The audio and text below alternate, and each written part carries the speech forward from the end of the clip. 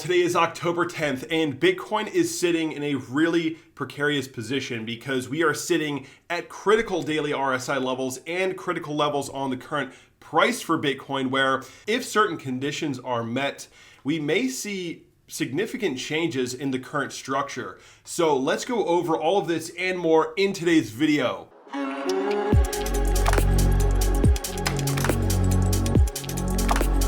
What is up, guys? Welcome back to the channel. So Bitcoin is trading just above 27,300 as I'm making this video. And we talked about last week how the 27,200 level is the key level to hold to maintain our current rebound. And it is a very critical position because we have a daily RSI uptrend. And what's interesting about this daily RSI uptrend is that it's actually the first daily RSI uptrend that we've had all year. All year, we've seen these RSI pumps followed by downward sloping RSI consolidations on the daily. And our price pumps take place after our RSI breakout. So while it may sound nice that, oh, Bitcoin has a daily RSI uptrend, right? It sounds nice. Well, just keep in mind, the RSI downtrends are what allowed us to see those nice breakouts throughout this year.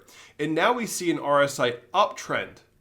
And so we have a lot of room below us on the daily RSI, right?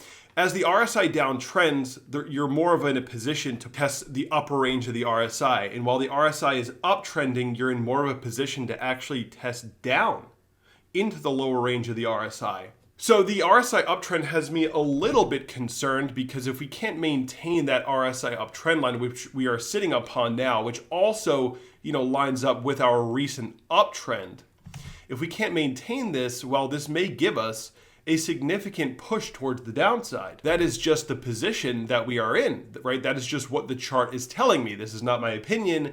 It's just what the chart shows. So be very mindful of this, guys. And if you look at Bitcoin's general price action right now, we had a test up here, and then we had our slightly higher high.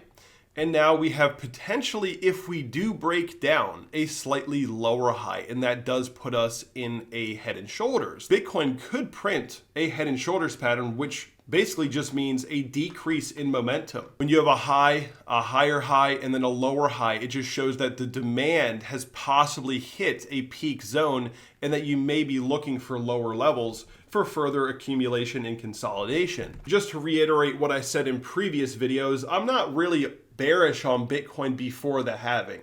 Even if I think we may see a little bit more downside, a little bit more bearish price action, I'm not bearish on Bitcoin. I think this close to the halving, historically, it's a great time to become more bullish and to start buying the dips, right? So even if I'm talking about downside, it's not like a doomsday scenario.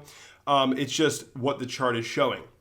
Now, Bitcoin has not confirmed this breakdown yet, because if we look closer at this pattern, we do have this uptrend line, and the critical zone is going to be sitting around 27,200 right there on that uptrend line. So Bitcoin needs to hold this zone and bounce to avoid that right shoulder being formed. Now, of course, the right shoulder could form at higher levels, right, being around that 30,000 zone. But we need to be bouncing off of the 27,200 area, because if we can't do that, well, if we can't hold that and we break below this trend line, we're going to get a breakdown on the daily RSI. And that would be a clear signal that we may be looking for lower levels here for Bitcoin. Now, of course, it could just mean that we end up seeing more sideways action and we maintain the zone.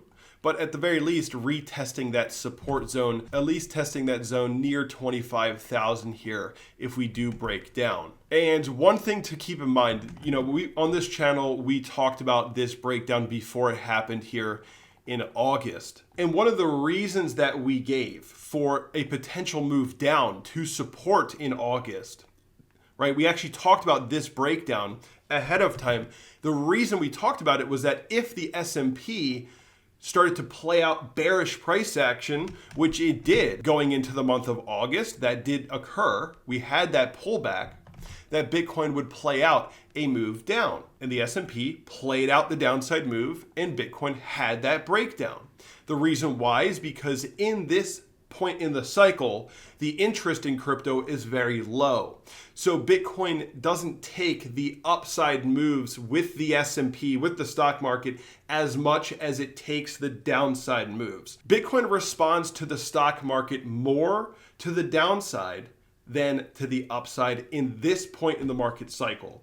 After the halving, when things are bullish, Bitcoin responds more to the upside from the stock market than the downside. That is how the correlation works. I've studied it for a very long time. So that is what we need to be looking for here, the S&P. If the stock market does maintain some level of stability in this zone, well, we may not see Bitcoin dump all too much. If the S&P sees a reversal, based on the world news that we're seeing right now, all these events that are taking place, if the S&P does give us that bearish drive, well, Bitcoin is very likely to play out that move down towards at least 25K, and then we'll see what happens there. And that is an idea that I'm very confident in, that Bitcoin's going to respond more to downside than upside from the stock market in terms of its correlation. That is how it's been working recently. So keep an eye on this daily RSI, because that'll be likely the signal, the indicator to tell us if we are going to get that shift towards a downward move. Because remember, for most of this year, we've had higher lows and higher highs. Then we broke the trend line, right? And if you're actually analyzing the market correctly, using technical analysis correctly, the breakdown of that trend line should be seen as a warning sign, a sign of caution. Now we have a potential lower high, and then we may get a potential lower low. And maybe just look to see some accumulation, before the start of 2024, where things could get really bullish once again. If we do see a dip, if this all plays out, again, I think that it is just another buying opportunity as we move into the halving. As we are very close to getting a Bitcoin spot ETF approved, guys, it is definitely time to start thinking about buying the dips and accumulating, regardless of whether we may see some more downside. Again, I don't want to put out the impression of doom and gloom, right? I just want to give you guys a balanced analysis, a balanced perspective on this chart. There are some things to be cautious about here, but ultimately it is the time to prepare for the long term, taking advantage of any downside as we move into the halving. Hope you guys enjoyed this video. Smash the like, subscribe. And I got a few requests to leave the Patreon discount open. Some people didn't get a chance to get in. I've opened up a few more slots, so if you guys want to lock in a lifetime 70% discount Patreon, you can do that. It's not going to be open for much longer, but I got enough requests to reopen it, but it will not be there much longer. If you guys enjoyed this video, and I'll see you soon.